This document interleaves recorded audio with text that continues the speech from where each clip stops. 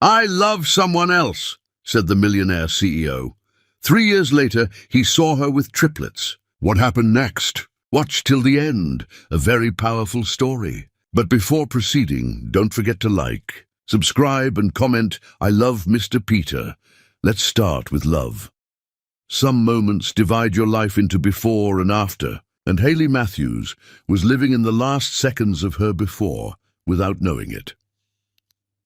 She stood in the penthouse office that overlooked the city, holding the pregnancy test results behind her back like a secret surprise. Like a gift she'd been waiting weeks to unwrap. The paper felt smooth against her trembling fingers, and she'd read the words so many times they were burned into her memory. 3 heartbeats, 3 babies growing inside her, 3 tiny miracles that would change everything. The doctor had shown her the ultrasound screen, 3 flickering lights in the darkness, and Hayley had cried right there in the examination room, overwhelmed by joy so pure it hurt.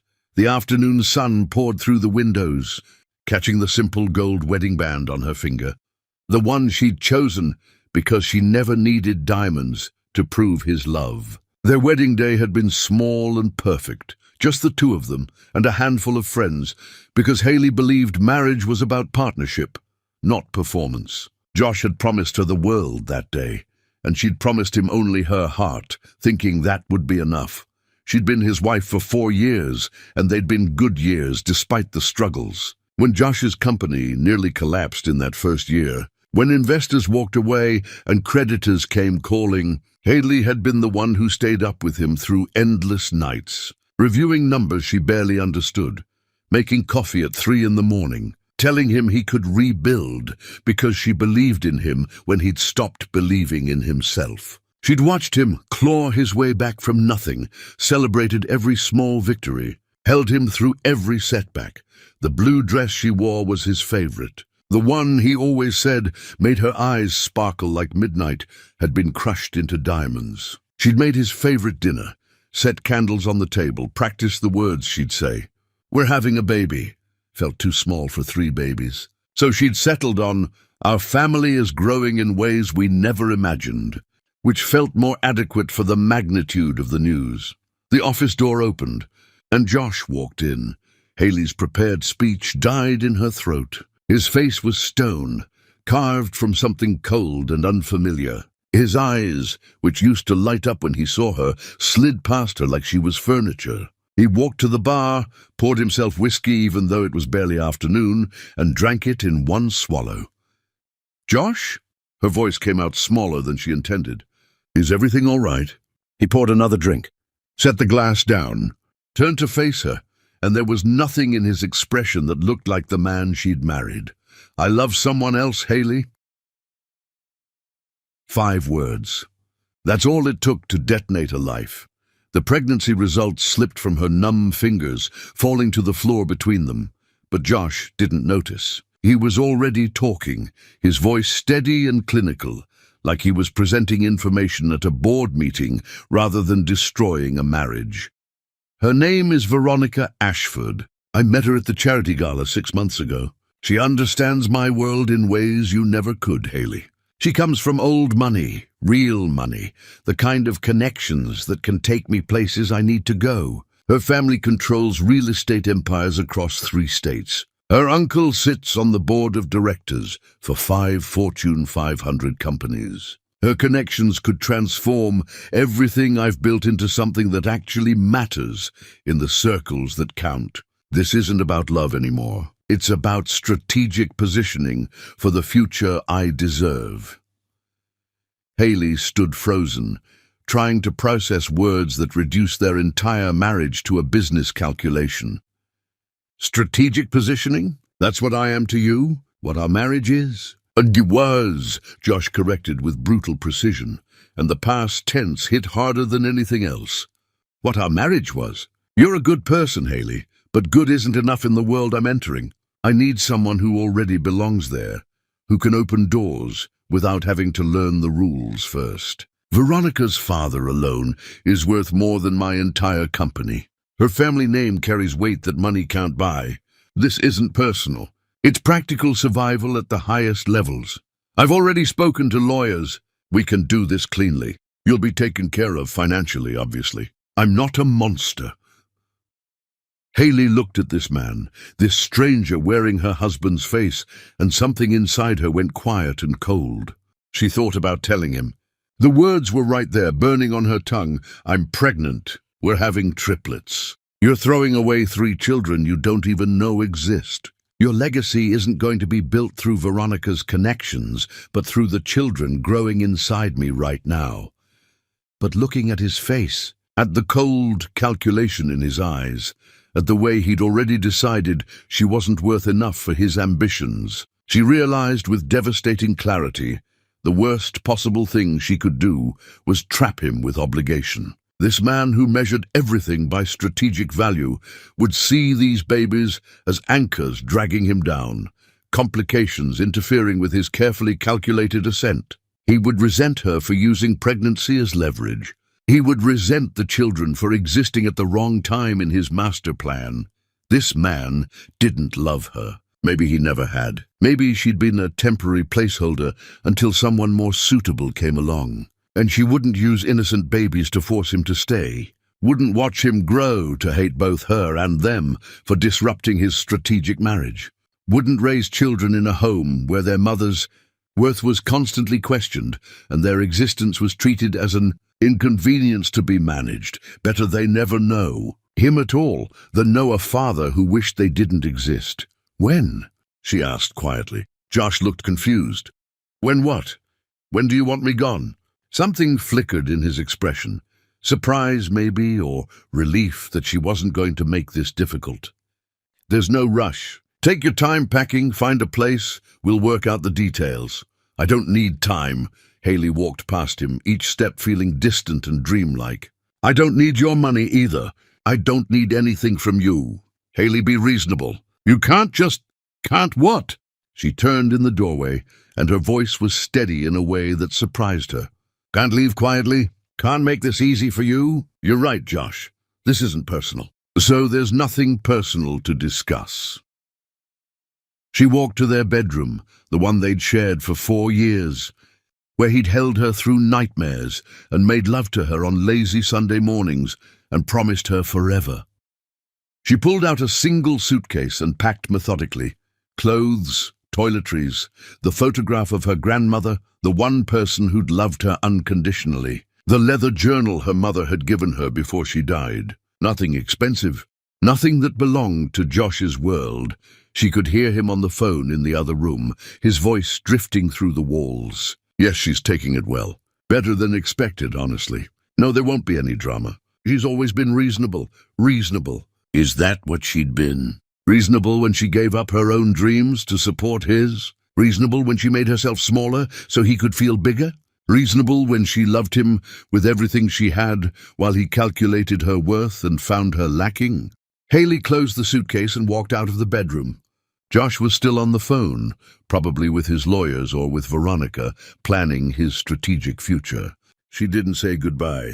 She didn't leave a note.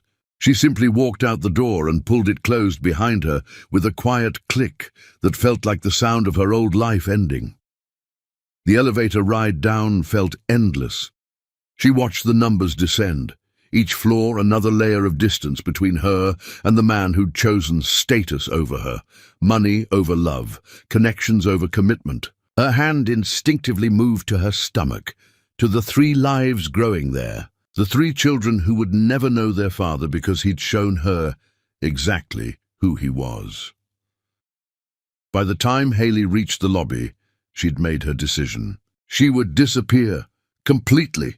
She would take the trust fund her grandmother had left her, the $8 million she'd never told Josh about because she never wanted him to think money mattered between them, and she would build a life somewhere he'd never think to look. She would raise these children alone, protect them from a man who thought love could be measured in strategic advantages and business opportunities. The doorman called her a taxi, and Haley gave him an address across town, a hotel where she could stay while she figured out her next move. As the taxi pulled away from the building, she looked back one last time at the penthouse where her husband was probably already celebrating his freedom. where he was planning his future with someone who understood his world better than she ever could. What Josh didn't know, what he would never know, was that Hayley Matthews understood more than he thought. She understood that some prices are too high to pay, that some compromises cost you your soul, that being chosen second is worse than not being chosen at all. She understood that her children deserved better than a father who would calculate their worth, better than a man who thought people were assets to be leveraged. The taxi merged into traffic, carrying Hayley toward an uncertain future, and she placed both hands over her stomach, over the 3 heartbeats that were hers alone now. "We'll be okay," she whispered to them, to herself, to the ghost of the woman she'd been an hour ago. "We don't need him. We never did." But even as she said the words, tears began falling, silent and relentless, because knowing you're better off without someone doesn't stop you from grieving the person you thought they were.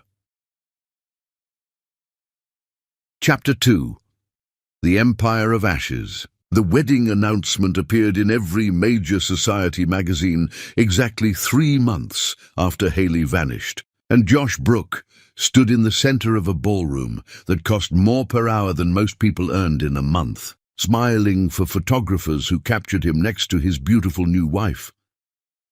Veronica Ashford had transformed into Veronica Brooke in a ceremony that was everything Josh had once scorned as pretentious excess. Ice sculptures that melted slowly under expensive lighting, $1,000 flower arrangements that would wilt and die before the night ended, a 7-tier cake that tasted like designer cardboard wrapped in fondant, guest lists that read like a directory of wealth and influence, people Josh barely knew but desperately wanted to impress. Veronica had orchestrated every detail with military precision, ensuring that their wedding became the social event of the season, the kind of spectacle that announced to everyone who mattered that Josh Brooke had finally arrived in their world.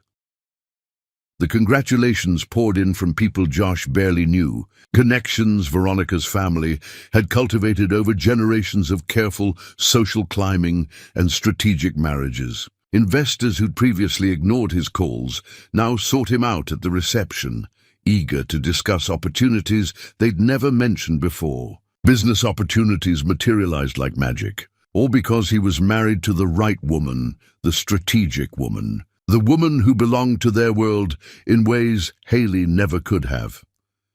Josh told himself he'd made the right choice every time he saw his company's stock prices climb steadily after the wedding announcement. The numbers didn't lie. His decision had been sound, practical, exactly what he needed to elevate himself to the next level of success and influence. But practical had a price that kept rising in ways Josh hadn't anticipated. Veronica moved into the penthouse the week after their honeymoon in the Maldives, and the first thing she did was hire an expensive team of interior decorators. Josh came home one evening to find furniture being carried out by efficient movers, pieces Hayley had chosen carefully over years, things that had made the space feel like a home rather than a showroom. The decorators replaced everything with cold designer pieces that looked expensive but felt like living in a museum, all sharp edges and uncomfortable beauty that was meant to be admired rather than lived with. The old furniture was so pedestrian, Veronica explained, running her perfectly manicured fingers along a glass table that cost more than a decent car. "We need to project success, darling. People judge you by your surroundings, and we can't have them thinking you can't afford the best."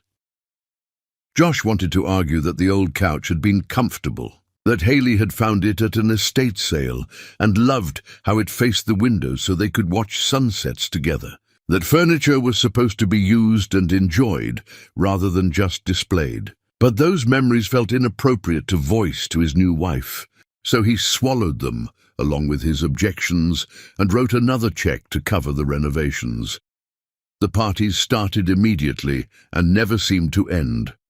Veronica needed to establish herself as a hostess, she explained repeatedly, needed to create the right social environment for networking and making the connections that would benefit Josh's company. Every weekend, the penthouse filled with strangers drinking Josh's expensive champagne, eating elaborately prepared food from caterers who charged more per plate than some people spent on groceries for a week. Laughing too loudly at jokes that weren't particularly funny, Veronica moved through these gatherings like a queen holding court, introducing Josh to people whose names he immediately forgot, people who smiled at him warmly while their eyes calculated his net worth and potential usefulness.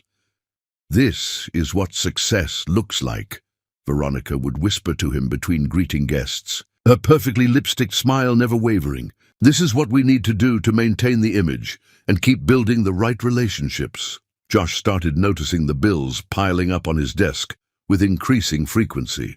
Veronica's shopping was constant and excessive, a never-ending stream of packages arriving daily, new designer wardrobe for every season and social event, different luxury cars for different occasions and moods, jewelry that sparkled beautifully at parties and cost obscenely. When Josh gently suggested she might want to moderate the spending just slightly, Veronica's smile turned sharp and dangerous. "I thought you wanted someone who understood your world, Josh.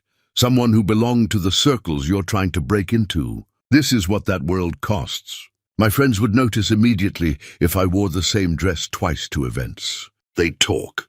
They'd wonder, is that what you want? For people to think you can't afford to keep your wife happy and well-dressed?" So Josh worked longer hours than ever before, took on projects he would have declined in the past, pushed his employees harder to meet increasingly tight deadlines that would generate the revenue needed to fund Veronica's lifestyle. The penthouse that used to be a refuge, a place where he could relax and be himself, became a place he dreaded returning to, always wondering what new expense would be waiting, what new demand Veronica would present as absolute necessity. Her father's promised business connections did materialize, but they came with strings Josh hadn't fully anticipated or understood. Investments that somehow benefited Veronica's family more than his own company. Board positions that diluted Josh's control over his own business. Expectations that he'd fund failing ventures because family helps family, and wasn't he family now? Josh found himself trapped in a web of obligations that looked like opportunities on the surface, but felt like quicksand beneath. Each one pulling him deeper into debt and commitment he couldn't escape without destroying the very connections he'd married Veronica to obtain. In quiet moments, usually around 3 in the morning when sleep wouldn't come and Veronica was passed out beside him, smelling of expensive perfume and too much wine, Josh thought about Haley. He'd tried to find her in those first months after she left, had hired private investigators who came back with absolutely nothing, as if she'd simply dissolved into air and ceased to exist. No forwarding address, no contact information with friends or former colleagues, no trace of where she'd gone or what she was doing or whether she was even okay. It bothered him more than he wanted to admit, this loose end that wouldn't tie itself up neatly. This question mark in his otherwise organized life. Sometimes he wondered if she was okay, if she'd found someone else who appreciated her in ways he clearly hadn't, if she ever thought about him, or their marriage, or what they'd had before he destroyed it. He'd wake from dreams where Haley was trying to tell him something desperately important, her mouth moving urgently, but no sound coming out no matter how hard he tried to hear her. And he'd reach for his phone before remembering he had no way to contact her, and she'd made it clear she wanted nothing to do with him. But then Veronica would wake up demanding he order breakfast from that specific cafe 40 minutes across town, because nowhere else made their pastries the way she liked, or needing him to cancel important meetings so he could attend some society function where she wanted to be seen with him. And thoughts of Haley would disappear under the weight of immediate demands and obligations. The breaking point came on an evening that started like any other. Nothing special about the day, except that Josh had managed to come home early for once, exhausted from negotiating a difficult contract that would barely cover the month's expenses between Veronica's spending and her father's investment demands. He walked into the penthouse quietly, planning to surprise Veronica, Maybe suggest they order simple takeout and spend an evening without the performance and pretense that defined their marriage. He heard her voice drifting from the bedroom, laughing in a way she never laughed with him, light and genuine and cruel. The door was slightly open, and Josh stood frozen in the hallway, listening to his wife talk on the phone with someone she clearly felt comfortable with in ways she'd never been comfortable with him. "Oh, Trevor, you should see the ridiculous gift he just bought me. A diamond bracelet that probably cost more than his first car. The idiot actually thinks I care about him beyond his bank account." Her laugh was mocking, sharp with contempt. "Of course I'm counting down to the divorce settlement. Another year, maybe 2 at most, and I'll have enough to never work a day again in my life. You should see how easy he is to manipulate. Just pout a little, mention what my friends have or what I saw someone wearing, and he'll write a check for absolutely anything, without question." Josh stood completely frozen, every word landing like physical blows to his chest, making it hard to breathe. He's so desperate to belong, Trevor. So pathetically grateful that someone from a real family would even look at him twice, much less marry him. He actually thinks our connections are about him being special or worthy, not about him being useful and disposable. My father is bleeding his company dry through those investment deals, and the fool thinks it's networking and opportunity. Another cruel laugh. The best part? He threw away some pathetic little wife for me. Can you imagine? He actually thought I was an upgrade. Men are so incredibly stupid when their egos get involved. Josh's hands were shaking badly. He wanted to storm into the room, confront her, rage at her for the betrayal and the lies and the complete contempt, but something stopped him. Some survival instinct that said confrontation would only make this worse, that she'd twist it somehow and make him the villain. Instead, he turned around and walked out of the penthouse as quietly as he'd entered, his whole world crumbling with every step. He sat in his car in the parking garage for over 2 hours, processing what he'd heard, unable to drive because his hands were shaking too badly to trust himself behind the wheel. Every moment of his marriage to Veronica replayed through this new lens of understanding. And Josh saw with painful clarity how blind he'd been, how easily manipulated, how perfectly she'd played him from the very beginning. The worst part wasn't even the betrayal itself, devastating as that was. The worst part was that he'd asked for this. He'd chosen strategy over authenticity, calculation over genuine connection, and gotten exactly what he deserved. When Josh finally pulled himself together enough to function, he did what he should have done months earlier. He contacted the best divorce attorney in the state, explained the situation without emotion because he had none left, and began the long process of extracting himself from the disaster he'd created. The divorce took 8 brutal months and cost Josh $7 million, money he'd worked himself into the ground to earn. Money that disappeared into Veronica's accounts as payment for a marriage that had been nothing but a transaction from the very first moment. The legal proceedings were brutal and public, with every humiliating detail splashed across business publications and gossip columns that treated his pain as entertainment. Josh Brooke, the self-made millionaire who'd been conned by a gold digger. Josh Brooke, who'd thrown away a stable marriage for social climbing. Josh Brooke, the cautionary tale everyone could feel superior to. On the day the divorce was finalized, Josh sat alone in the penthouse that felt cavernous and empty without even Veronica's cold presence to fill it. The designer furniture she'd chosen still filled the rooms like monuments to his stupidity and poor judgment. He poured himself expensive whiskey and thought about the chain of decisions that had led him to this moment. Alone and broke and humiliated. He'd had something real with Haley. She'd loved him when he had nothing, supported him through failures that would have sent other people running, never asked for anything except his time and attention. She'd been exactly what he needed, and he'd thrown her away because she didn't come with the right connections, didn't project the right image, didn't belong to the world he was desperately trying to break into. And what had that world given him? Debt, humiliation, the bitter knowledge that he'd been used as thoroughly as he'd used Haley. Late at night, Josh would lie awake and wonder if Haley was happy wherever she was. He hoped she'd found someone who saw her value immediately, who didn't need to lose everything to understand what mattered. The ghost of Haley's face haunted every empty room. Chapter 3. The Architect of Herself. The cottage appeared through morning fog, like something from a dream. Weathered shingles and a garden gone wild, sitting on a cliff that overlooked the endless ocean. Haley stood on the porch with her suitcase at her feet, and her hand resting protectively on her swollen belly. 7 months pregnant with 3 lives she would protect with everything she had left in her.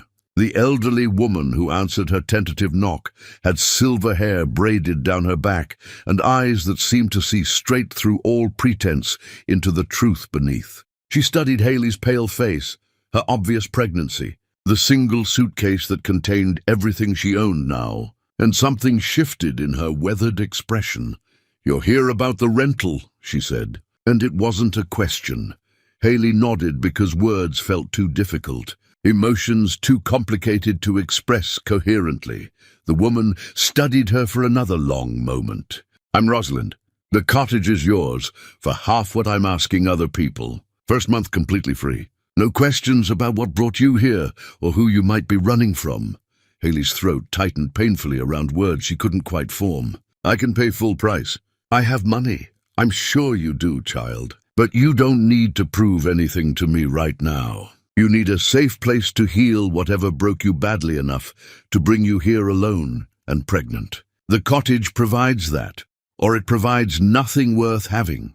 So Haley moved into the cottage that smelled like salt air and old wood and decades of other people's stories, into rooms that felt like embrace rather than judgment. She spent those last 2 months of pregnancy walking the beach every day, feeling 3 lives kick and roll inside her with increasing vigor, talking to them about the world they'd soon enter and the mother she was determined to become, despite having no real model for how to do this completely alone. The local doctor, a practical woman named Eleanor, who delivered half the town's babies over her 4 decades of dedicated practice, examined Haley with gentle efficiency and raised both eyebrows significantly at the ultrasound screen showing 3 distinct heartbeats. Triplets. "Well now, you're certainly going to have your hands quite full there, Mama. You got family coming to help you through this challenging time." "No family," Haley said quietly, her hands protectively cradling her belly. "Just us 4 now." The doctor nodded like she'd heard various iterations of this particular story many times before in her long career. Wrote down her personal cell phone number at the bottom of the appointment card without Haley having to ask. "You call me absolutely any time, day or night, doesn't matter what hour. Nobody brings 3 babies into this world truly alone, if I have anything whatsoever to say about it, which I do." But alone was exactly what Haley was, in every way that truly mattered, and she learned slowly and sometimes painfully to find unexpected strength in that enforced solitude rather than just drowning in fear of it. Labor started on a Tuesday morning when the sky couldn't quite decide between threatening storm and offering sunshine, the clouds heavy and uncertain. Rosalind drove her to the small regional hospital with steady, confident hands and calm, reassuring words that helped more than Haley could express. Stayed through 18 brutal hours of bringing 3 separate humans into existence, while their biological father was 3,000 miles away planning his strategic future with someone deemed more suitable. The first baby emerged screaming absolute defiance at the world. A tiny daughter with dark eyes, identical to Josh's, that made Haley's heart stop for several seconds. The exhausted nurse placed her carefully on Haley's chest, and something fundamental shifted in her understanding of what love actually meant. This minuscule human existed because Haley had survived Josh's betrayal, had chosen life over despair, had refused to let his abandonment destroy her. 2 more babies followed over the next hour, another daughter and 1 son, each absolutely perfect and utterly terrifying in their complete dependence on her. She named them with tremendous care. Aurelia for the first daughter, meaning golden, because she came into the world fierce and determined. Dashiell for the son, meaning page boy, because he was gentle from his very first breath. Isolde for the second daughter, meaning ice battle, because her eyes seemed to examine the world with ancient wisdom. She kept Josh's surname deliberately and defiantly. They were Aurelia Brooke, Dashiell Brooke, and Isolde Brooke, because whatever Josh had done to Hayley, these children deserved to know their origins without shame. The first year was nothing but survival. Hayley existed in perpetual exhausted fog, nursing and changing and soothing 3 babies whose sleep schedules seemed designed by forces of chaos to prevent her from ever resting. Rosalind appeared at the cottage daily with prepared food and helping hands, never prying, never demanding explanations, but somewhere in that exhausted haze, Hayley discovered something unexpected about herself. She was genuinely brilliant at building things from nothing. The abandoned bookstore on Main Street had sat closed for 2 years after the elderly owner passed away. Hayley bought it with cash, shocked the realtor, and spent 6 months transforming dusty emptiness into something magical. She kept the old wooden shelves, but added comfortable reading nooks, installed a cafe in the back with equipment that made proper espresso, created an event space for author readings and community gatherings. The bookstore opened when the triplets were 18 months old and became the town's heart within weeks. Hayley hired local teenagers, paid them well, taught them about creating spaces where people felt valued. The money from the bookstore was modest, but Hayley wasn't finished. She noticed beachfront properties sitting vacant, bought 3 with her grandmother's trust fund, renovated them into retreats rather than tourist traps. She started a small publishing company when a local writer asked for help. By the time the triplets turned 3, Hayley had transformed 8 million into 15 million through smart decisions and clarity that came from having nothing to lose. The triplets grew extraordinary. Aurelia became their fierce protector, standing between her siblings and any threat. Dashiell developed gentle curiosity about everything. Isolde sang constantly, making up songs about adventures. Hayley built traditions. Beach birthday parties with treasure hunts. Sunday pancakes, where each child requested their own shape. Bedtime stories about brave queens who didn't need rescuing. She dated occasionally. Good men who respected that 3 children would always be her priority. Hayley was happy in ways she'd never been in Josh's world. She loved her cottage with creaky floors and ocean views. She loved knowing every customer by name. She loved watching her children grow without their father's ambitions crushing their spirits. Sometimes late at night, she thought about Josh, wondered if his strategic marriage brought success. She'd forgiven him in the way that comes from understanding his betrayal had set her free. But forgiveness didn't mean she wanted him back or trusted him near the children they'd created. Josh had made his choice, and Hayley had built a life around the consequences. She never imagined he'd find her. The world felt big enough that 2 people could stay lost forever.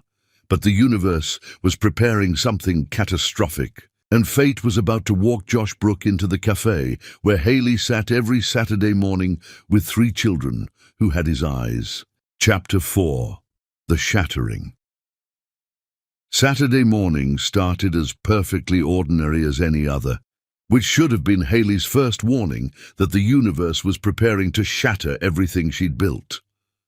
The bookstore cafe hummed with comfortable weekend energy, the familiar soundtrack of espresso machines hissing, conversations flowing, pages turning. Hayley sat by the large window overlooking Main Street, morning sunlight warming her face, watching her 3 children debate dragon ice cream preferences with the intense seriousness that only 6-year-olds could achieve.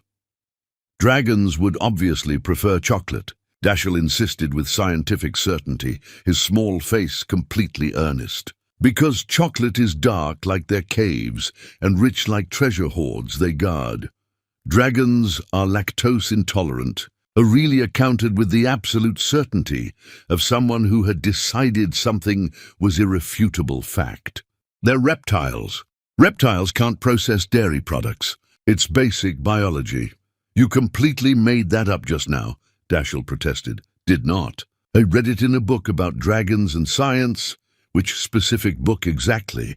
A book about dragon biology and digestive systems. You wouldn't understand it anyway because it's advanced, Isolde, completely unconcerned with the scientific accuracy of dragon dietary restrictions, was drawing an elaborate picture of a dragon eating an enormous ice cream sundae, complete with rainbow sprinkles, chocolate sauce drizzled artistically, and a bright red cherry perched on top. She hummed while she colored, making up a cheerful song about dragons who loved dessert more than treasure. Haley sipped her coffee slowly, her heart absolutely full of this perfect, ordinary moment. The cafe buzzed pleasantly around them with weekend regulars, tourists browsing the carefully curated shelves, the comforting rhythm of a life she'd built from nothing. She felt safe here, settled, like she'd finally found the place where she belonged after years of searching. She didn't see him enter, didn't feel the precise moment when everything changed forever. Josh Brooke walked through the door, carrying the crushing weight of 3 years of mistakes and a lifetime of regrets. And his eyes found her immediately like a magnet finding true north. Like fate had guided him directly to this moment, Haley felt his intense gaze before she actually saw him.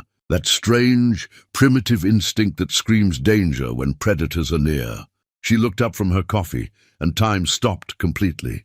The world narrowing to just this moment, this impossible collision of past and present. He looked dramatically different from the man she'd left. Thinner, almost gaunt, tired in ways that went deeper than simple exhaustion. The expensive power suits replaced with ordinary jeans and a plain button-down shirt that didn't scream wealth or status. But his eyes were exactly the same. Those distinctive dark eyes her children had inherited. And they were staring at her like she was a ghost he'd given up believing in years ago.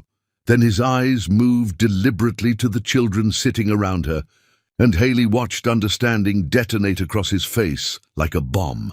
Aurelia, with her fierce, protective expression and her dark eyes that mirrored his own. Dashiell, with his gentle curiosity, and the way he tilted his head exactly like Josh did when thinking deeply. Isolde, with her artistic concentration and those unmistakable features. 3 children who looked exactly like a perfect combination of their parents, undeniable in their parentage. Impossible to mistake for anyone else's offspring. The coffee cup slipped from Josh's suddenly nerveless hand. Ceramics shattered loudly on the tile floor like a gunshot echoing through the space. And in the sudden, shocked silence that followed, every single head in the busy cafe turned toward the sound, conversations stopping mid-sentence.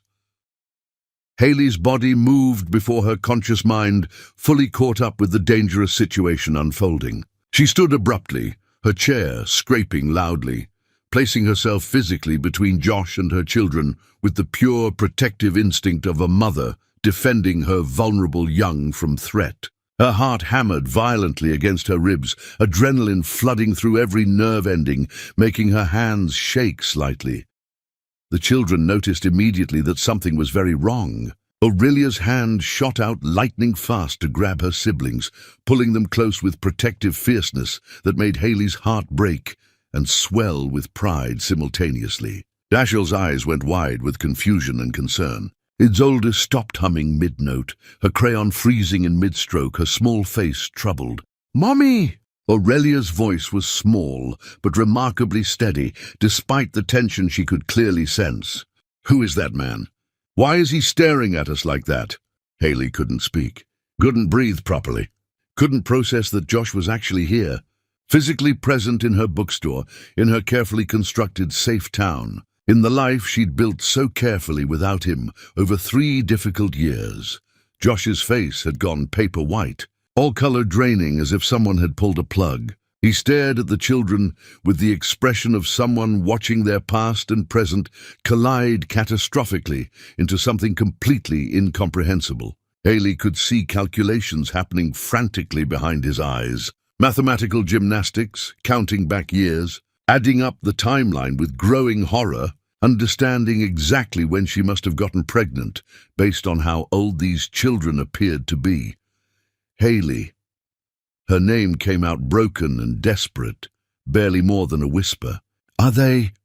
We're leaving. Haley's voice cut through his question like a sharp blade, cold and absolute. She turned to her children, forcing her face into something that wouldn't terrify them completely. Aurelia, Dashiell, Isolde, pack up your things right now. We're going home immediately. But, Mummy, I haven't finished my dragon drawing. Now, baby. Right this second. No arguments. The urgency and fear in Haley's normally calm voice made the children move without further protest or questions. Aurelia gathered crayons with quick military efficiency. Dashiell carefully folded his sister's unfinished drawing with gentle hands. Isolde clutched her stuffed rabbit like it was a security blanket that could protect her from whatever was making her mother so scared. Josh found his voice somehow, took a stumbling step forward with his hand outstretched. Wait, please wait. I need to understand. Stay away from us. The words came out cold and absolutely final, leaving no room for negotiation. Don't come near us. Don't talk to us. Don't even look at us. Stay back. She shepherded the children quickly toward the back door, the staff entrance that led to the alley where her car was safely parked away from public view. Aurelia looked back over her shoulder at Josh with suspicious, protective eyes, her small face fierce with determination to guard her family. Dashiell pressed close to Haley's leg, seeking comfort and safety. Isolde started crying quietly, picking up on her mother's fear and confusion. Josh stood frozen in the center of the cafe like a statue, broken cups scattered at his feet, staring at the space where his children had just disappeared. His children. 3 of them. Triplets he never knew existed because their mother had chosen to hide them from him completely. The cafe had gone absolutely silent, everyone watching this dramatic scene unfold like they were witnessing something momentous. Rosalind appeared with a broom and dustpan, her weathered face showing no sympathy whatsoever as she surveyed the broken man standing amid broken ceramic. She began sweeping up the shattered pieces with deliberate slowness. "You're Josh Brooke," she said quietly, and it wasn't a question. "The man who broke that woman badly enough that she ran 3,000 miles while pregnant with those babies." Josh couldn't deny it, couldn't defend himself, couldn't find any words that would make this better. He just stood there drowning in the crushing weight of realization. "Those children are 3 years old," Rosalind continued in that same quiet, devastating tone. "Which means Haley was 7 months pregnant when you told her you loved someone else. She walked out of your life carrying 3 babies, and you never once wondered why she left so suddenly and completely, without explanation." "I didn't know," Josh managed to whisper, the words feeling pathetically inadequate.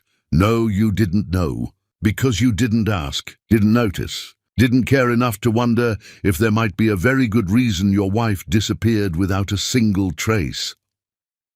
Rosalind's expression hardened into something like contempt. "How do you know about all this?" "Haley never told me your name specifically, never said a single bad word about you to anyone in this entire town. But I'm not blind, and I can read newspapers. Your very public, very expensive divorce from that gold-digger woman was plastered across every business publication 6 months ago. I recognized your face from all those photos." Rosalind paused in her sweeping. "So here's what you're going to do, Josh Brooke. You're going to leave this cafe, leave this town, and leave Haley and those innocent children alone. You made your choice 3 years ago when you threw her away. You don't get to disrupt their peace now." "They're my children," Josh said, and his voice broke on the words. "Biology doesn't make you a father," Rosalind said sharply. "Those children have a mother who loves them more than her own life. who built an entire empire to provide for them, who teaches them every single day that their worth isn't dependent on what they can do for someone else or how useful they are. They don't need you. They don't even know you exist in their world. Josh wanted to argue, wanted to demand his rights, wanted to rage at the unfairness of discovering he had children in the same moment he learned he'd lost them forever. But looking at Rosalind's implacable face, at the judgment in every customer's eyes as they stared at him, at the way the entire cafe had turned hostile in seconds, he understood that nothing he could say would matter to any of them. He walked out into bright sunshine that felt completely wrong, given how dark everything had just become. He stood on the sidewalk outside the bookstore, trying desperately to process what had just happened, trying to figure out his next move in a situation that felt utterly impossible. Those children were his. Had his eyes, his features, undeniable biological proof. Haley had kept them from him for 3 entire years, raised them alone, never told him they existed. Anger wanted to rise up and give him something to hold on to besides this crushing sense of loss. But underneath the anger was something much worse, understanding. Haley had been 7 months pregnant when he told her he loved someone else. She'd probably been about to tell him the wonderful news when he destroyed their marriage with 5 terrible words. She'd probably practiced what she was going to say, imagined his reaction, hoped he'd be happy. And instead of using the pregnancy to trap him or manipulate him into staying, she'd left quietly and completely, protecting her unborn children from a father who'd proven beyond doubt that he couldn't value people over opportunities and status. Josh pulled out his phone with shaking hands and searched for H. Matthews, the mysterious investor he'd come to this town specifically to meet about a potential property deal. Articles popped up showing a successful entrepreneur who'd transformed the coastal town's economy. But photos were always taken from distances or angles that obscured the face. He'd come here to do business with Haley without even knowing it. The universe had just delivered the cruelest joke imaginable. Josh sat down heavily on a bench outside the bookstore and put his head in his hands. 3 children, triplets, his children, growing up without him, thriving without him, not needing him at all, because their mother had given them everything they needed.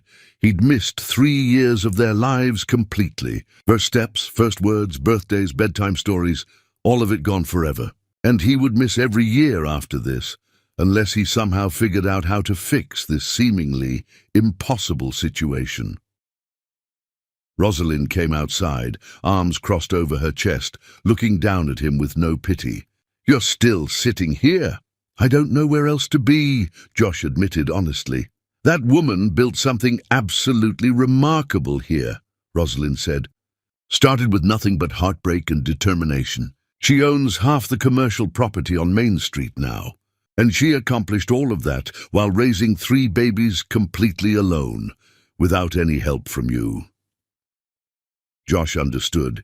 He was being dismissed, warned off, told in no uncertain terms to leave. But he couldn't, not now. Not knowing his children existed somewhere in this town. "I'm not leaving," he said quietly but firmly. "I know I don't have any rights. I know I don't deserve anything from her or them. But those are my children, and I need to find a way to be part of their lives somehow." Rosalind studied him for a long, measuring moment. "Then you better get yourself a very good lawyer, Josh Brooke, because that woman is not the same person you left behind 3 years ago. She's stronger, smarter, and absolutely done with men who think they can take what doesn't belong to them. You want to fight her for those children? You'll lose everything you have left." She walked back inside, leaving Josh alone on the bench with the ruins of his life scattered around him and the impossible task of figuring out how to earn back something he'd thrown away before he even knew it was precious beyond measure. 5. The War Declaration. The email arrived at dawn with the force and fury of a declaration of war, and Haley read it exactly 3 times with increasing disbelief before her hands started shaking so badly she had to set down her coffee cup to avoid spilling it everywhere. legal letterhead from a prestigious downtown firm she didn't recognize. Attorney representing Joshua Brooke in matters pertaining to the paternity and custody of minor children, Aurelia Brooke, Dashiell Brooke, and Isolde Brooke, demanding immediate DNA testing to establish biological parentage beyond any possible shadow of doubt, requesting emergency temporary custody, pending full comprehensive investigation into why the mother had deliberately and maliciously concealed the existence of said children from their biological father for 3 years, threatening extensive legal action for parental alienation, claiming damages of $10 million for lost time with his children, and demanding Haley appear in court within 30 days to answer for her unconscionable actions or risk losing custody entirely. The words blurred as Haley read them again. $10 million, emergency custody, parental alienation. Each phrase was a weapon designed to destroy everything she'd built, to paint her as a villain who'd stolen his children, rather than a mother who'd protected them from a man who'd thrown her away like garbage. Haley stood frozen in her kitchen with cold coffee growing colder in the forgotten cup, watching her carefully constructed world begin cracking down the middle like fragile glass under too much pressure. She'd known this was coming from the precise moment Josh saw the children yesterday in the cafe, had spent an entirely sleepless night preparing herself mentally for the battle ahead. But preparation didn't make the brutal reality any less devastating or terrifying. The children were still asleep upstairs, blissfully unaware that their entire stable lives were about to be turned into a vicious battlefield where adults fought over them like territory to be conquered. Haley had spent countless hours last night sitting beside their beds, watching them sleep peacefully, memorizing their peaceful, innocent faces, trying desperately to figure out how to protect them from the storm that was coming like a freight train. She called her regular attorney at 7 in the morning, knowing she was waking him early but not caring. He read the threatening email with growing concern, made genuinely sympathetic noises about the difficult situation, then delivered the brutal truth she already knew deep in her gut. You're going to need someone who specializes specifically in family law and custody battles, Haley. This really isn't my area of expertise at all. I'm truly sorry, but you need a specialist for something this serious. By noon, Haley had frantically contacted 5 different highly recommended family law attorneys and been professionally rejected by 4 of them. They saw Josh Brooke's name at the top of the legal documents, recognized the wealthy millionaire businessman with significant resources, understood the extensive resources he could bring to bear in a prolonged legal fight that could easily cost hundreds of thousands of dollars, calculated their chances of winning against someone with unlimited money for endless appeals, and politely declined to take on a case they couldn't guarantee winning convincingly. The 5th attorney was different in every way. Patricia Nguyen had a formidable reputation for being absolutely ruthless in custody disputes, for defending mothers against fathers who suddenly discovered convenient paternal instinct after years of calculated absence. Her office was sharp and expensive-looking. Her handshake was firm and confident. Her assessing eyes studied Haley with the cool, professional efficiency of someone who'd seen every possible variation of this tragic story. "Tell me absolutely everything," Patricia said without preamble, pulling out a legal pad. "Don't leave out any details, even ones that seem embarrassing or unflattering. I need complete honesty to build the strongest possible defense. And understand this will be expensive. We're looking at a minimum of $200,000 to fight this properly, possibly more if it goes to trial. Can you afford that?" Haley thought of her $15 million empire, built from nothing but determination, and her grandmother's trust fund. "Yes, I can afford whatever it takes to protect my children." "Good, because Josh Brooke can afford more. This is going to be a war of attrition, and he'll try to bleed you dry financially and emotionally." And Haley did. She told Patricia everything about loving Josh completely and unconditionally, about supporting him financially and emotionally through devastating business failures, about standing loyally beside him when other investors and friends walked away and abandoned him. She told her about carefully planning to reveal the pregnancy as a wonderful surprise, about Josh's cold confession of loving someone else, about leaving quietly rather than trapping him with obligation and resentment. She told her about building this new life from absolute nothing, about raising 3 demanding children completely alone, about creating financial stability and emotional security without him. Patricia listened without interrupting even once, taking careful, detailed notes on her legal pad with precise handwriting. When Haley finally finished her story, Patricia leaned back in her expensive leather chair and delivered her professional assessment with devastating honesty. His legal position is significantly stronger than you probably want to admit or acknowledge. Biology gives him substantial parental rights, regardless of past circumstances or behavior.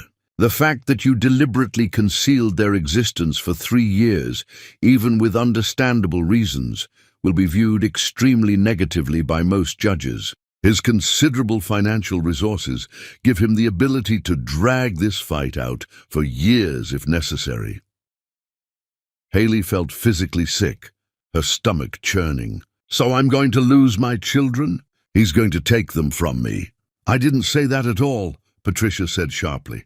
"I said his position is strong, but legal strength isn't the same thing as moral rightness. You're going to fight back hard, and we're going to make this battle so ugly and public that he'll wish he'd never walked into that cafe." Legal papers were filed within 1 week with ruthless efficiency. Patricia's comprehensive counter-motion painted Josh in the harshest possible light as an abandoning spouse who'd deliberately driven his pregnant wife from her home, who'd chosen another woman over his family without hesitation, who'd shown absolutely no interest in locating his missing wife after the first 6 superficial months, who now only wanted access to children because he'd accidentally stumbled upon them while pursuing completely unrelated interests. She methodically included extensive financial records showing Josh had never filed a single missing person report, had never attempted any real searches after hiring one private investigator who came back empty-handed, had moved on completely with his life and his new strategic marriage without ever looking back or wondering about his first wife's fate. The meticulously documented evidence was utterly damning and mostly completely true. But Haley knew, with sinking certainty, it wouldn't be nearly enough. Josh could counter every single argument with his own narrative of pain and betrayal, his own claim of being the victim denied knowledge of his children. Josh didn't passively wait for court dates to arrive. He moved to town immediately, rented an expensive house just 3 blocks from Haley's cottage, deliberately stationed himself in strategic places where he might catch glimpses of the children going about their daily lives. Haley spotted him sitting in his car outside the preschool one afternoon, just watching the playground with an intensity that made her blood run cold. She immediately called the police, filed an emergency restraining order request that was frustratingly denied because technically Josh hadn't actually done anything legally threatening. Yet the small town turned dramatically cold toward Josh almost immediately after word spread. People talked in small communities, and everyone who'd heard Haley's story, who'd watched her build herself from nothing, who genuinely loved those sweet triplets, made their strong disapproval abundantly clear. Shop owners flatly refused him service. Restaurant hostesses claimed they were completely fully booked. People crossed streets deliberately to avoid him. But Josh proved remarkably persistent despite the social hostility. He started showing up at town council meetings where Haley served on several committees. He attended bookstore author events, always sitting silently in the back row, never speaking but always conspicuously present. He volunteered at the community center, trying desperately to become part of the social fabric that had so completely embraced Haley. The legal war escalated with frightening speed. Josh filed aggressive motions demanding Haley's complete financial records, claiming she'd illegally used her status as his legal wife to build her current empire, and therefore owed him substantial compensation. Patricia countered fiercely with her own demands for Josh's complete records, publicly revealing that his affair with Veronica had started a full 8 months before he told Haley he loved someone else, proving conclusively that the marriage had been destroyed by his ongoing betrayal long before Haley finally left. Josh aggressively subpoenaed all medical records from the triplets' birth, trying to establish legal proof that Haley had deliberately concealed the pregnancy with malicious intent. Patricia fought this viciously tooth and nail, arguing medical, privacy and patient rights, but a sympathetic judge eventually granted partial access despite her objections. The records showed clearly that Haley had been 7 months pregnant when arriving in town, that she'd gone through labor and delivery completely alone with only medical staff present, that she'd deliberately listed no father whatsoever on any birth certificates. Josh then demanded extensive psychological evaluations of Haley to determine her fitness as a parent and guardian. Patricia absolutely exploded at this development, filed formal complaints about harassment and intimidation, threatened to make this entire case so public that Josh's already damaged reputation would never recover from the scandal. But the judge, an older conservative man who seemed instinctively sympathetic to fathers' rights, approved a limited evaluation despite all protests. Every single legal move Josh made was technically justified under family law and simultaneously morally devastating. He was cynically using the system exactly as it was designed, fighting aggressively for parental rights that biology granted him regardless of his past behavior or character. And Haley, watching this man she'd once loved with her whole heart, try systematically to tear apart her life through paperwork and legal maneuvers, felt something deep inside her harden into absolute, unshakable determination. She wasn't the broken woman who'd left Josh's penthouse 3 years ago crying and devastated. She was someone who'd built an empire from grief and determination, who'd raised 3 remarkable children to be kind and strong and confident. And she would burn her entire world to the ground before she'd let Josh Brooke hurt them the way he'd hurt her. Patricia worked brutal 18-hour days building Haley's comprehensive defense. She personally interviewed everyone who'd known Haley during the pregnancy and after the difficult birth. She compiled extensive evidence of Haley's exceptional character, her unwavering dedication to the children, the stable, loving home environment she'd created from nothing. She tracked down and deposed former employees of Josh's company who testified about his obsessive focus on status and image over human relationships.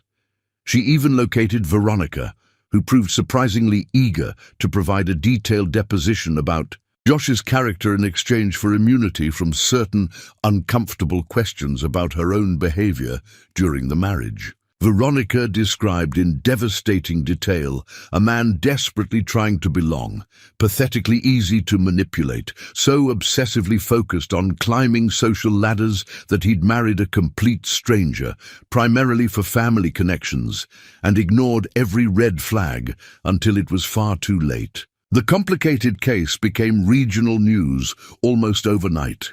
Reporters started showing up, asking pointed questions about the millionaire businessman who'd apparently abandoned his pregnant wife and was now fighting aggressively for custody of children he'd never known existed. Josh's face began appearing in newspapers under sensational headlines that made him look absolutely monstrous and unsympathetic. And through absolutely all of it, Haley somehow protected her children from the vicious war being waged over their very existence. She maintained their comforting routines, kept their lives as stable as possible, told them nothing whatsoever about the legal battles. But Aurelia started having terrible nightmares about shadow men taking them away. Dashiell began asking why Mommy cried quietly in the bathroom. Isolde gradually stopped singing as much, her natural joy noticeably dimmed by tension she could feel but not understand. The preliminary hearing was scheduled for 6 weeks from the initial filing, and both experienced attorneys predicted a brutal trial that could potentially last many months. Josh and Haley would sit in the same courtroom, forced to face each other directly, forced to litigate their painful past and their children's uncertain future in front of strangers who would ultimately decide what happened to 3 innocent lives. Chapter 6. The Testimony. The courtroom felt like a cage specifically designed to trap people in their absolute worst moments and force them to relive their most painful failures. Harsh fluorescent lights made absolutely everyone look sick and exhausted. Wooden benches worn smooth by decades of other people's tragedies and broken families.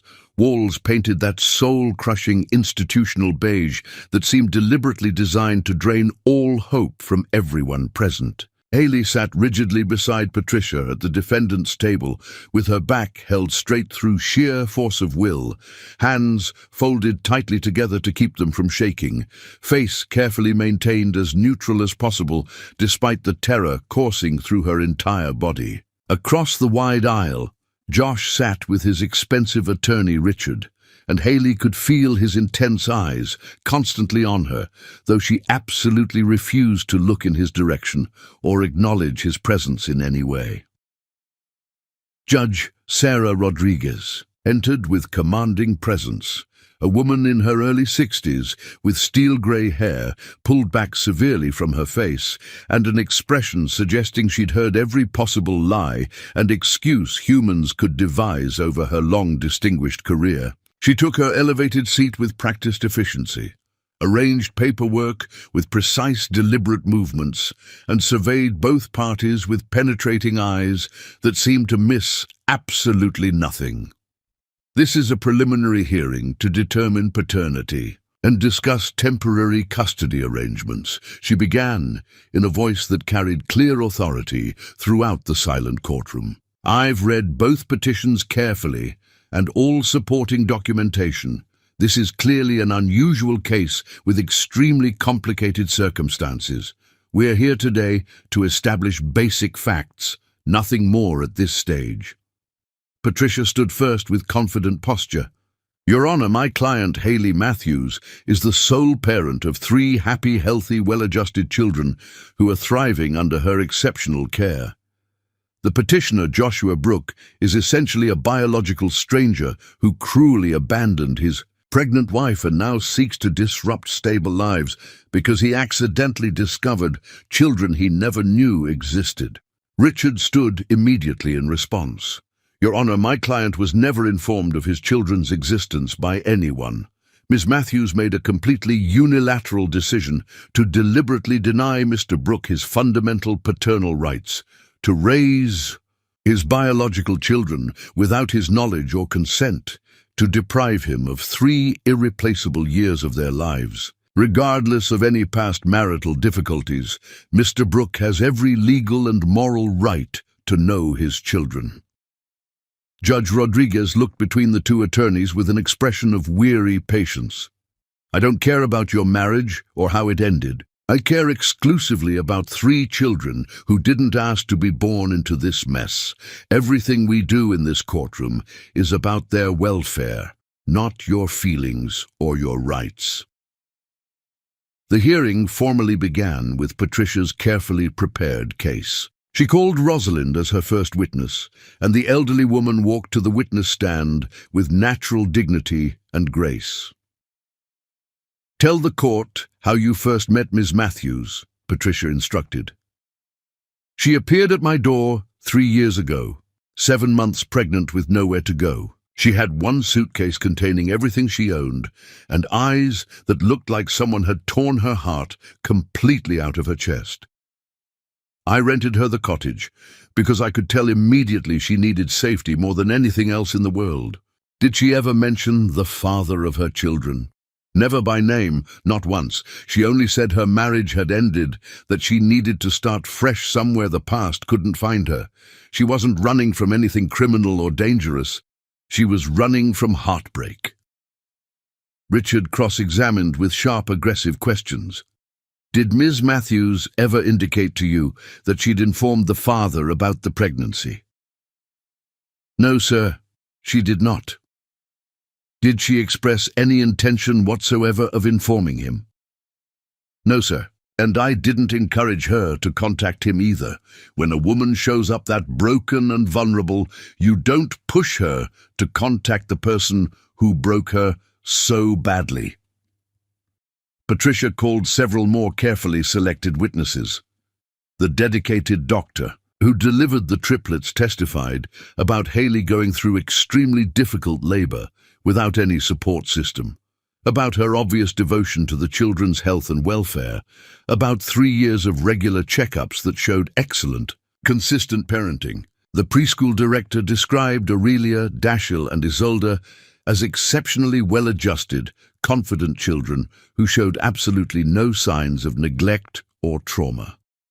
The bookstore manager testified about Haley building a highly successful venture, while simultaneously raising demanding triplets, about her dedication to both her children and her community. Each carefully chosen witness systematically painted a picture of a woman who'd taken complete devastation and transformed it into purpose, who'd raised 3 children to be loved and secure despite doing it entirely alone.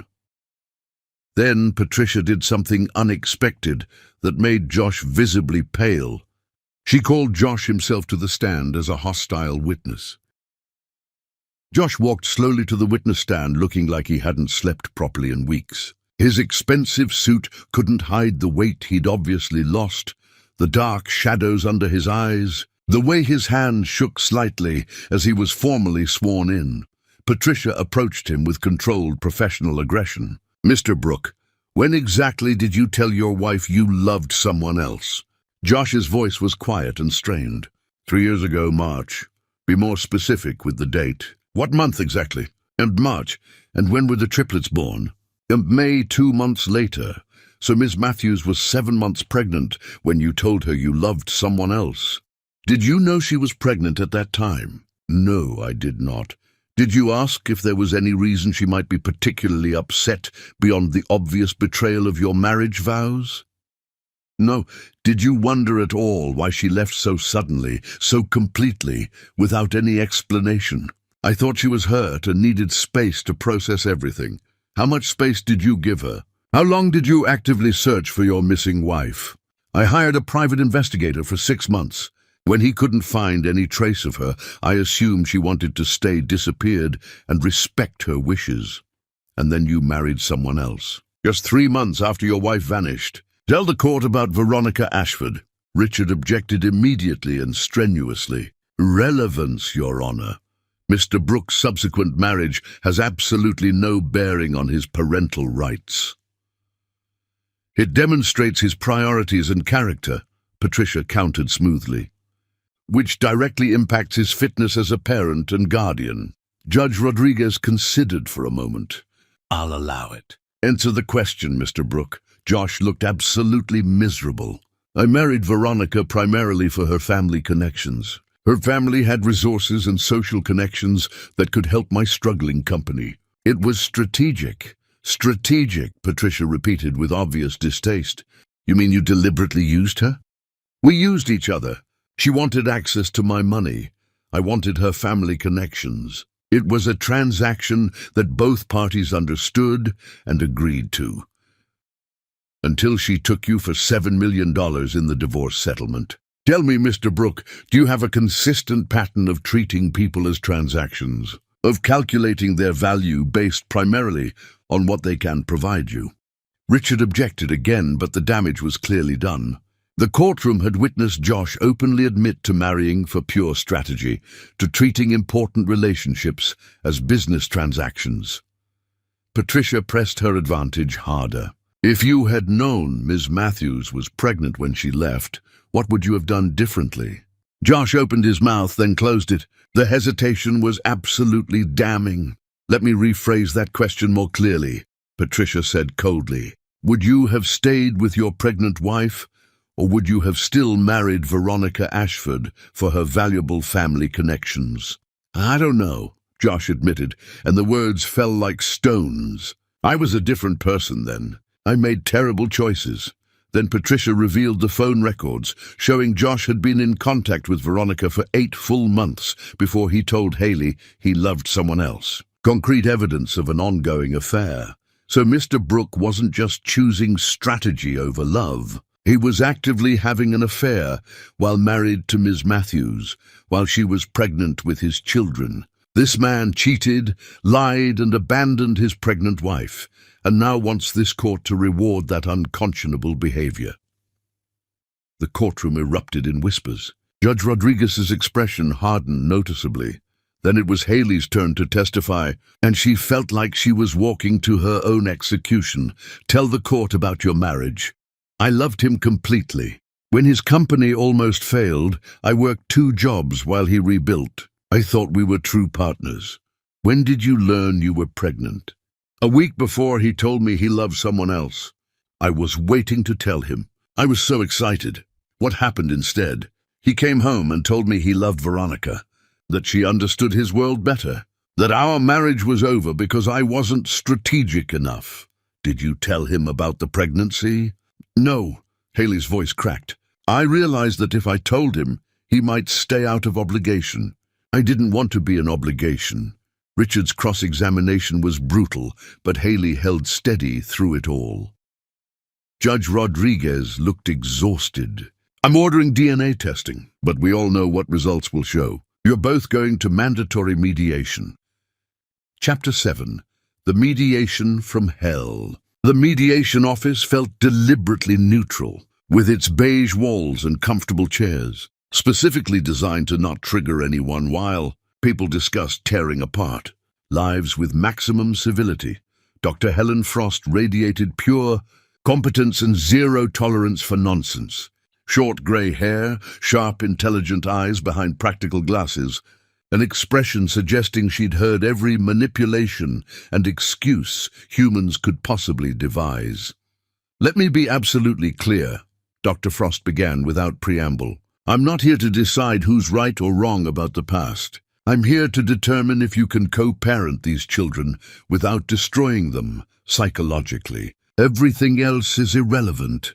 She looked at Haley first. You've raised 3 children successfully for 3 years. That's genuinely commendable. But children eventually ask complicated questions about their origins. Denying them access to that information could be more harmful long-term than allowing carefully supervised contact. Then she looked at Josh. You abandoned your pregnant wife. Regardless of whether you knew about the pregnancy, you chose strategy over authentic love, and now want access to children you contributed absolutely nothing toward raising. Both shifted uncomfortably. What do you want for these children? Haley answered immediately. Safety, stability, to grow up knowing they're loved unconditionally. Dr. Frost wrote this down. And you? Josh's answer came slower. I want to know them, to be part of their lives in whatever capacity Haley allows. Why don't you deserve it? Because I threw away their mother without thought. Because I destroyed a marriage for connections. Because I only care about them now that I know they exist. Dr. Frost pulled out a tablet. These are videos from the children's preschool. The video showed the triplets. None mentioned a father. None showed awareness that something was missing. These children have constructed a complete world without you, Mr. Brooke. She paused on Isolde, laughing. What can you give these children? Josh stared at the frozen image. Nothing. They have everything they need. You owe them nothing, Haley said, speaking to Josh for the first time. Dr. Frost pulled out more evidence. Mr. Brooke has been photographing the children from a distance. Josh's face went red. I just wanted to see them. But you did scare someone, Dr. Frost said, looking at Haley. Here's what I'm proposing, Dr. Frost said. Complete separation for now. Mr. Brooke returns to the city. No contact for 6 months. During that time, intensive therapy for both. Both started to protest. After 6 months, we reconvene. If Mr. Brooke has demonstrated genuine growth, we discuss supervised visitation entirely at Ms. Matthews' discretion. 6 months? Josh's voice was anguished. 6 months is nothing compared to the years you've already missed. When they reconvened, both parties reluctantly agreed. Judge Rodriguez approved the plan with the addendum that Josh was to have absolutely no contact during separation. Josh left town that evening. Haley watched him drive away. "Everything's going back to normal," Haley promised her children, though she knew that was a lie. Chapter 8. The Long Silence.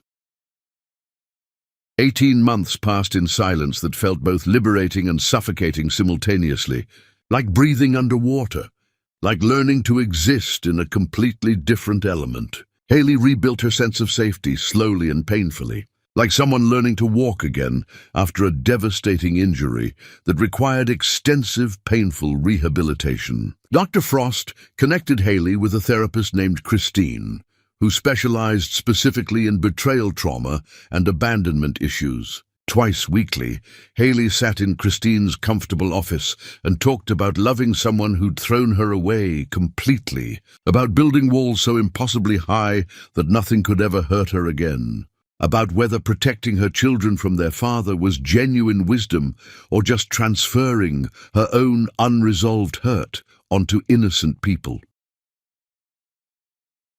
"You're not wrong for what you did," Christine said during one particularly difficult session when Haley was struggling with guilt. "Leaving Josh was survival. Building a life without him was triumph. But consider carefully whether you're still running from something that genuinely can't chase you anymore." The children thrived magnificently in the absence of constant tension that had permeated everything during the legal battles. Aurelia stopped having nightmares about shadow men coming to take them away from their mother. Dashiell's gentle curiosity expanded to include questions about everything from quantum physics to why people fall in love and get hurt. Isolde sang constantly again, her natural joy bubbling over into every moment, filling their cottage with music. Haley started dating Garrett seriously around month 8 of the separation. He was the town's respected fire chief, a widower with a teenage daughter named Ruby, who handled the complicated situation with remarkable grace and maturity.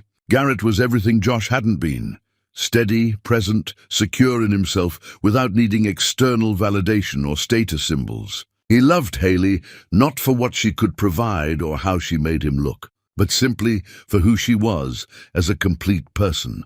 The first time Garrett stayed overnight at the cottage, Haley felt overwhelming guilt that surprised her with its intensity. Not because she still loved Josh in any romantic way, but because moving forward with her life felt like closing a door that should maybe stay open for the children's sake. Like she was making decisions that would affect them without their input. "You're allowed to be happy," Garrett said gently when she confessed this complicated fear late at night. "Josh Brooke threw away his chance at this life 3 years ago. That doesn't mean you have to remain alone forever as some kind of penance for his mistakes and your survival choices." Garrett built the children an elaborate treehouse in the backyard, taught them to identify constellations on clear nights, turning astronomy into adventure, read them stories with different character voices that made them giggle. The triplets adored him completely, and Haley watched them bloom under the attention of a man who showed up consistently without conditions or calculations. Meanwhile, Dr. Frost sent periodic detailed updates about Josh's progress in therapy, information she was authorized to share. He'd relocated to a smaller town, 2 hours from the city, started working intensively with a therapist who specialized in narcissistic behavior patterns and emotional development, attended group sessions for divorced fathers trying desperately to rebuild relationships with children they'd lost. The professional reports suggested genuine, sustained work rather than performative compliance. But Haley remained deeply skeptical about whether people could truly change their fundamental nature. Around month 10, Haley received an unexpected email from Dr. Frost with Josh's explicit written permission to share its contents. It was a letter he'd written to the children that he'd never sent, part of his therapeutic process of learning to express emotions honestly. Haley almost deleted it without reading, her finger hovering over the delete button. She didn't want Josh's words in her head, didn't want to feel anything about his journey toward becoming better when he'd caused so much damage. But something made her open the attachment instead. The letter didn't apologize for not being in their lives or make elaborate excuses for his absence. Instead, Josh wrote about learning what it genuinely means to be a good person, about understanding that being a father is a privilege earned through character and consistency, rather than claimed through biology and legal rights, about hoping desperately that someday he might become someone they could be proud to know rather than ashamed to acknowledge. He wrote about their mother with genuine reverence that Haley had never heard from him, describing her strength and grace and capacity for forgiveness in ways that were accurate rather than conveniently flattering. The letter was humble, self-aware, and completely devoid of any demands or expectations. Haley cried reading it, not because she wanted Josh back in any capacity, but because the transformation suggested something she hadn't seriously considered. That people could actually change fundamentally if they were willing to completely burn down who they were and rebuild from brutal honesty rather than comfortable delusion. She responded through Dr. Frost with carefully chosen words. Tell Josh I read the letter. Tell him I'm glad he's working on himself. Tell him the children are thriving and don't need disruption right now. Tell him maybe in a few years, when they're older and can understand complexity, we can revisit this conversation. And tell him I'm seeing someone good, someone who treats me well, and he needs to understand that chapter of our lives is permanently closed. Dr. Frost passed the message faithfully. Josh responded simply that he understood completely, that he'd continue his personal work without expectation of reward or reconciliation, that Haley's happiness mattered more than his redemption.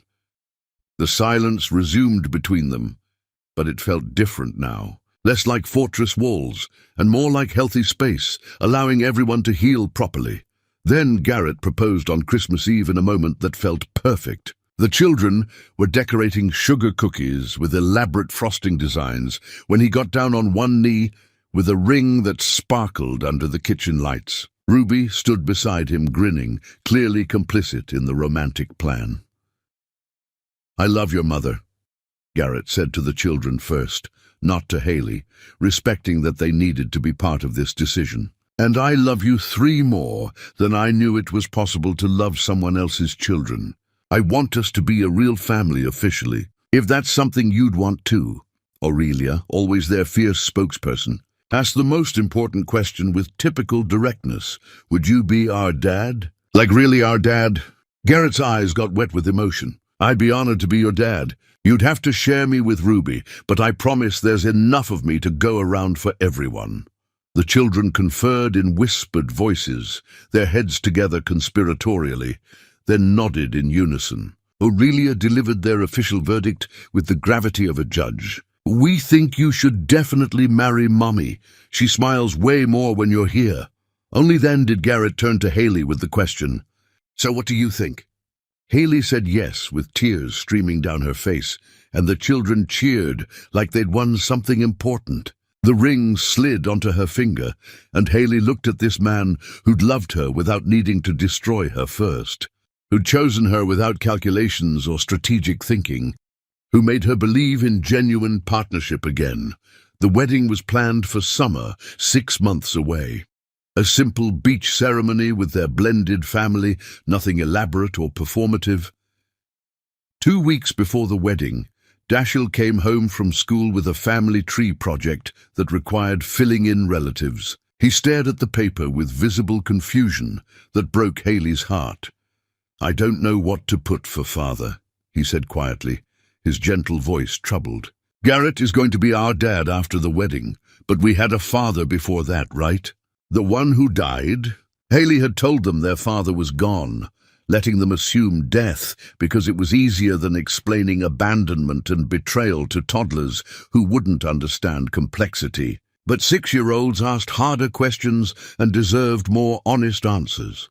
She sat down with all 3 children that evening and told them an age-appropriate version of difficult truth. Their father was alive. He and Haley had separated before they were born because they weren't right for each other. He didn't know they existed for a long time, and when he found out, everyone agreed it was best for the children to stay with Haley where they were safe and happy and loved. But someday, when they were older and could understand complicated adult situations, they could meet him if they wanted to.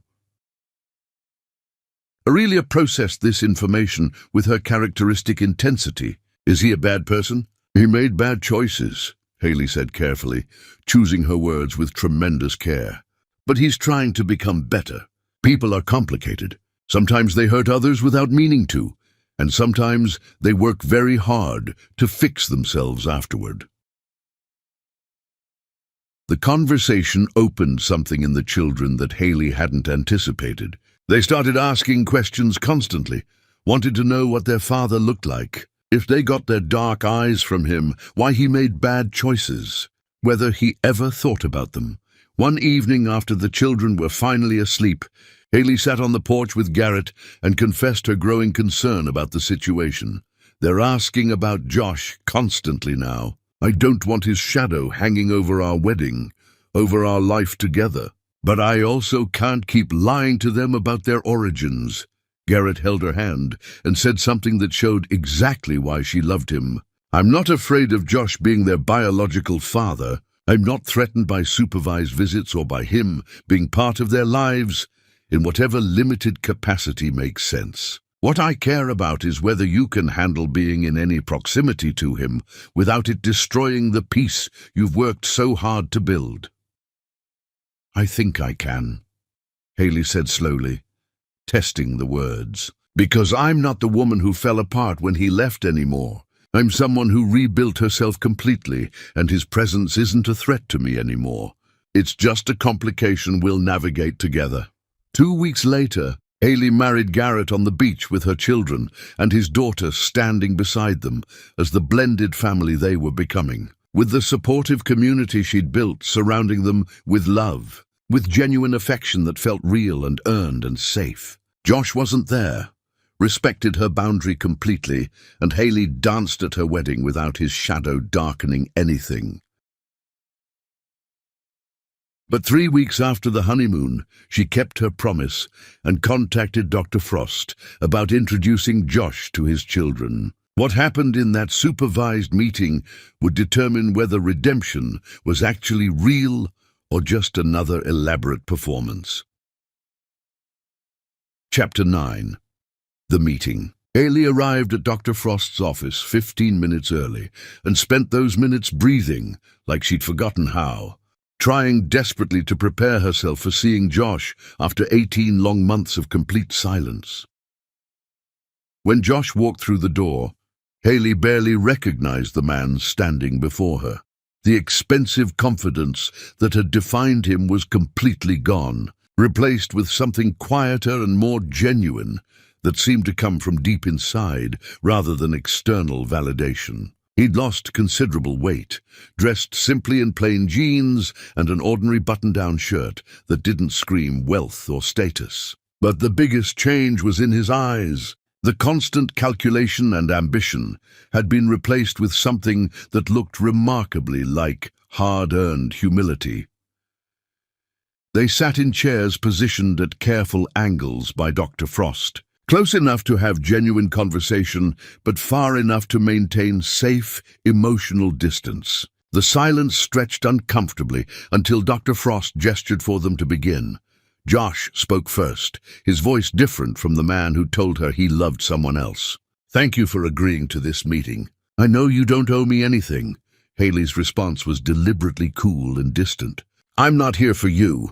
The children are asking difficult questions about their father, and I need to know if you're someone safe for them to eventually know. I understand completely. Josh's hands were clasped tightly. Dr. Frost told me you're getting married. Congratulations. I genuinely hope he's everything I wasn't. He is. Haley touched her engagement ring deliberately. Garrett loves me without needing to lose me first. He sees value in people immediately, not after destroying them, teaches him what he threw away. The words landed like intended blows, and Josh absorbed them without flinching or defending himself. "You deserve that. You always deserved that. I was just too broken to see it." "Broken doesn't excuse cruelty," Haley said sharply. "You told me you loved someone else while I was pregnant with your children. You married a gold digger for business connections. You launched a legal war against me when you accidentally discovered the children existed. That's not broken. That's calculated harm." "You're right," Josh said simply. "No defensiveness, no elaborate excuses. I was cruel, calculatingly cruel. I treated you like a transaction that stopped being profitable, and I treated our children like assets to claim once I knew they existed. Everything you're saying is completely accurate, and there's no apology big enough for that." Haley had prepared herself for defensiveness, for justifications, for the Josh who could never admit fault or take responsibility. This version, who agreed with her harshest assessment, was disarming in ways that made her furious. "So you did therapy and learned to agree with people. That doesn't prove you've changed. It just proves you've learned better manipulation strategies." "That's fair," Josh acknowledged. "You have absolutely no reason to believe anything I say." He looked directly at her for the first time.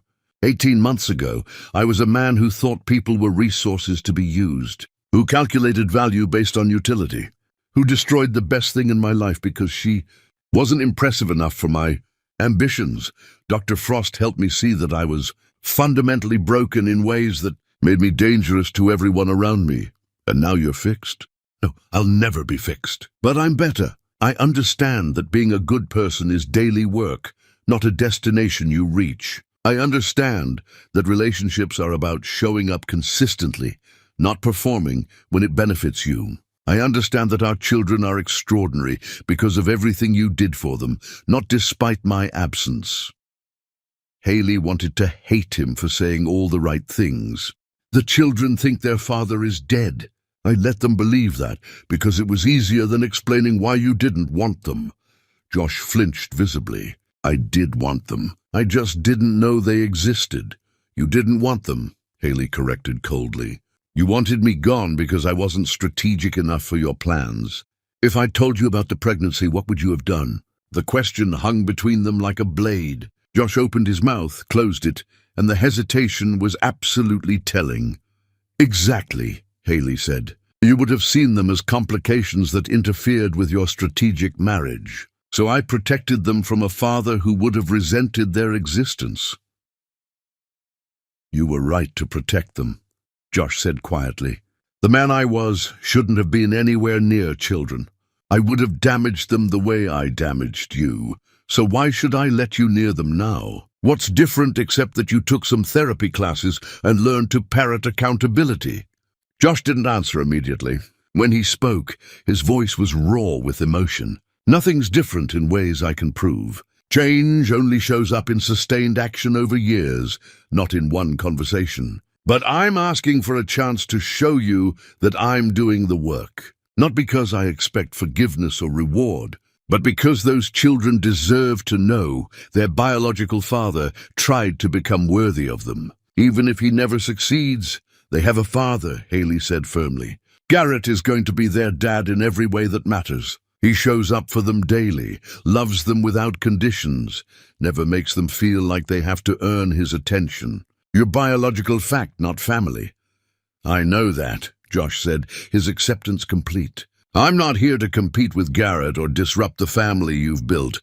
I'm here because someday Aurelia, Dashiell, and Isolde are going to ask why their biological father wasn't present. And I need them to have the chance to judge that for themselves when they're old enough." Haley felt tears threaten and refused to let them fall.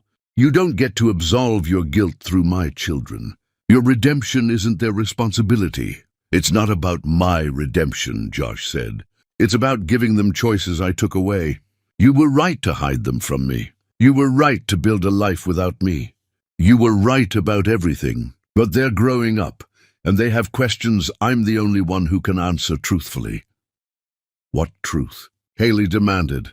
"That their father thought status mattered more than love? That he threw away their mother because she wasn't impressive enough for his social climbing? That's the truth they'll get from me. That's part of the truth, Josh acknowledged. The other part is that their father realized too late that he'd destroyed something irreplaceable. That he spent 18 months learning to be someone better. That he respects their mother more than anyone because she had the strength to walk away from someone who didn't deserve her. The words were everything Haley needed to hear, and nothing that changed the past or healed the wounds. Dr. Frost, who'd been silent, finally spoke. Haley, what are you afraid of? The question bypassed all her defenses. I'm afraid letting Josh in will destroy what we've built. That the children will prefer him because he's novelty and Garrett is every day. That Josh will hurt them the way he hurt me. That I'll lose control of protecting them from people who might damage them. Those are reasonable fears, Dr. Frost acknowledged. Josh, what are you afraid of? That I'll never be good enough, Josh said honestly. That 18 months of work isn't sufficient to repair the damage I caused.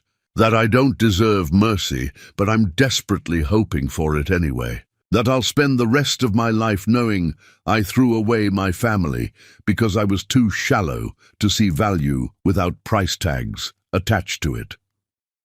The honesty between them was uncomfortable and necessary. Haley sat with it, let it sink into her bones, and made a decision that terrified her. I'll introduce you to them after the wedding, under strict supervision, not as their father, but as someone their mother used to know who's trying to be better. They can decide over time if they want you in their lives. But there are conditions you'll follow absolutely, or this ends permanently. Josh nodded immediately. Anything? You don't undermine Garrett's role, ever. He's their dad in every way that matters. You don't make demands or create expectations. You don't disrupt their stability. You get supervised visits when I allow them, not on your schedule. You have zero legal rights, zero parental authority, zero claim to their time or attention. If you revert to who you were, if you bring drama or manipulation or try to turn them against me, I disappear again and you'll never find us. Do you understand? I agree completely, Josh said without hesitation. And one more thing, Haley added, her voice dropping to something colder. This meeting doesn't mean I forgive you. It doesn't mean we're healed. It means I'm prioritizing my children's eventual questions over my own hurt. But I will never forget what you did, and I will never trust you fully. You destroyed that permanently. Josh absorbed this final condition. I understand. What I did is unforgivable. The fact that you're giving me any chance at all is mercy I don't deserve. As the meeting ended, Josh stood to leave and paused at the door. Garrett is a lucky man, and your children are lucky to have you. Thank you for being strong enough to protect them from me until I could become someone safe to be around. Haley watched him leave, then sat in the office for another 30 minutes processing everything that had happened. She called Garrett and told him everything about the meeting. I'm not afraid of Josh, Garrett said immediately. I'm not threatened by supervised visits or by him being their biological father. What I care about is whether you can handle being near him without it destroying your peace. I think I can, Haley said slowly, testing the truth of her words. Because I'm not the woman who fell apart when he left. I'm someone who rebuilt herself completely, and his presence isn't a threat anymore. It's just another complication we'll handle together. 2 weeks later, Haley married Garrett on the beach with love that felt real and earned. Josh wasn't there, respected her boundary completely. But 3 weeks after the honeymoon, she kept her promise and introduced Josh to his children. What happened in that room would determine everything. Chapter 10. The Redemption. The playroom Dr. Frost had carefully prepared felt deliberately neutral, filled with age-appropriate toys and books and soft lighting designed to make difficult conversations easier for everyone involved. Josh arrived first, sitting stiffly in a chair that felt too small for adult bodies. His hands clasped so tightly together that his knuckles showed white with tension. When Haley walked in with the triplets, the air in the room changed completely. The children clustered around their mother instinctively, 3 pairs of dark eyes studying the stranger who'd made their mother tense. Dr. Frost handled introductions with practiced gentleness. Aurelia, Dashiell, Isolde, this is Josh. He's someone your mother knew a long time ago, and he'd like to talk with you if you're comfortable with that. Aurelia stepped forward first, always their protector. Are you our father? The one who made bad choices? Josh looked stricken by the directness, but didn't flinch from honesty. Yes, I'm your biological father. I made very bad choices that hurt your mother, and because of those choices, I haven't been part of your lives. Why not? Aurelia demanded. Because I didn't know you existed when you were born. Your mother left without telling me she was pregnant, and she was right to do that because I wasn't a good person then. Aurelia considered this. Are you going to hurt Mommy again? No, your mother is married to Garrett now, and Garrett is who she chose. I respect that. I'm not here to change anything about your lives. Dashiell approached next, gentler. Do you like stars? The question shifted everything. Josh's expression softened. I'm learning to appreciate them. I never paid attention to beautiful things before, but I'm trying to now. Garrett taught me constellations. Dashiell's enthusiasm overcame his caution. Do you know about planets? They talked for 10 minutes about Saturn and Mars. Isolde pulled out crayons. Do you want to color? Josh sat cross-legged beside her, and they colored in companionable silence. The hour passed without drama. When time ended, Josh thanked them. Isolde hugged him spontaneously. As they prepared to leave, Aurelia turned back. Garrett is our dad because he's here every day, but maybe you can be our friend who teaches us about mistakes and fixing them.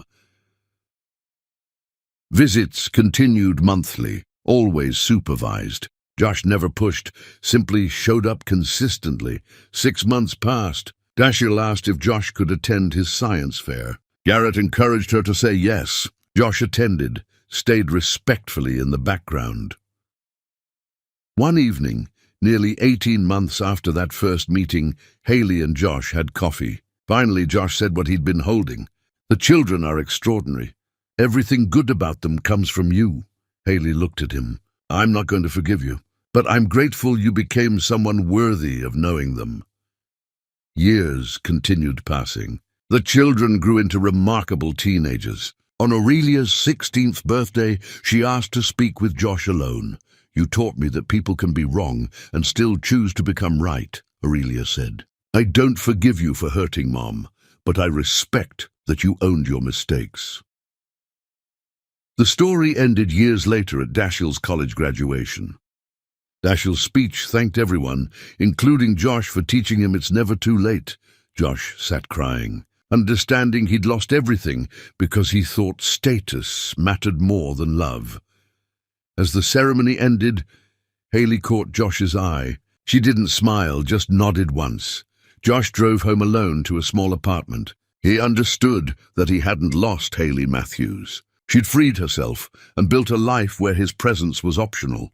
Some prices are paid in money, others in years of regret. Josh paid the highest price, learning what mattered after losing it forever. But he learned, and that knowledge might be worth something after all.